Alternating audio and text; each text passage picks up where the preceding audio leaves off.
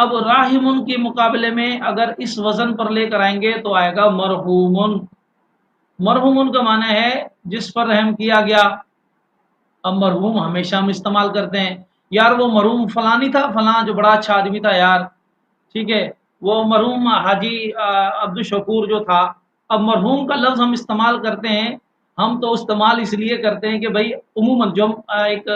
Simple concept میں ہم سمجھتے ہیں کہ مرحوم کے معنی ہم استعمال کرتے ہیں کہ جو دنیا سے چلا گیا، لیکن اصل میں جو دنیا سے چلا گیا اسی کے لیے استعمال کرتے ہیں، لیکن اس کے پیچھے بیک گراؤنڈ کیا ہے، گویا کہ ہم اس آدمی کو جو دنیا سے چلا گیا ہے ہم یہ بھی کہہ سکتے تھے بھائی حاجی عبدالشکور جو مر گیا ہے، جو مر گیا تھا، یہ بھی کہہ سکتے تھے، لیکن ہمارے اردو ادب میں، ہمارے ایک لحاظ میں، ہمارے ایک بہتر سوسائٹی کی اچھی اور بہترین روایات کے اندر، چاہے وہ اردو میں ہو، چاہے وہ سندھی میں ہو،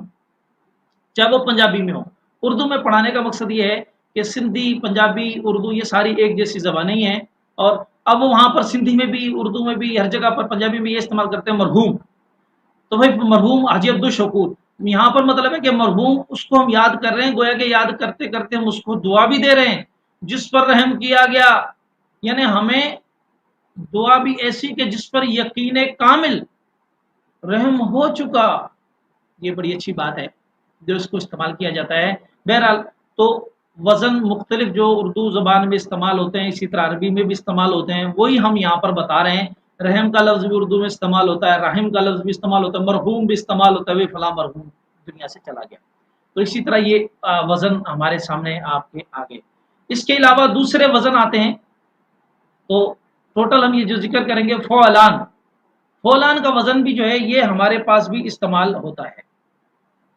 ٹھیک ہے۔ اب اس میں تھوڑی بہت معنی کی تبدیلی آ جاتی ہے،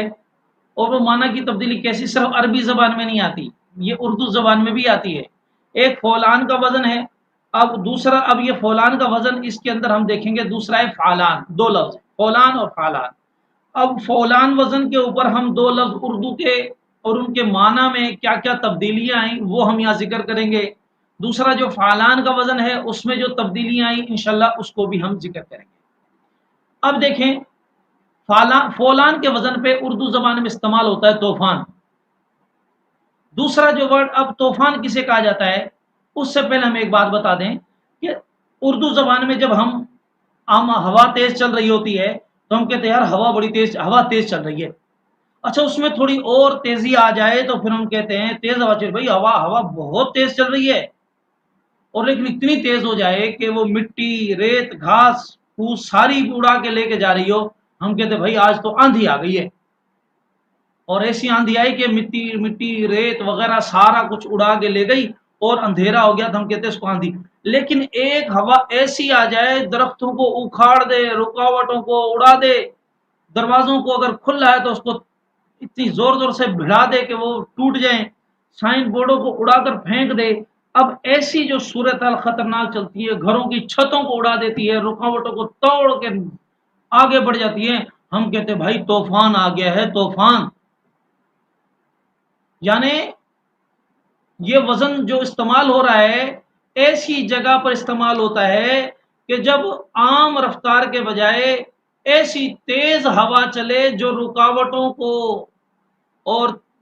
جو بھی چیزیں تنگیاں ہیں ان سب کو توڑ کر آگے بڑھ جائے،